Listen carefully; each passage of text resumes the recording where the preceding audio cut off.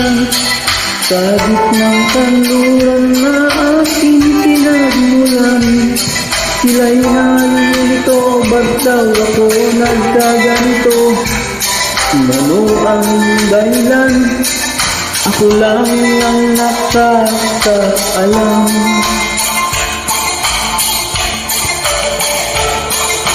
Magulang ko'y ginawa ng lahat ng paraan upang mahiwalay sa aking natutunan. Subalit iniwan ko ang ibinigay na karangyaan. Kung ano ang dahilan, ako lang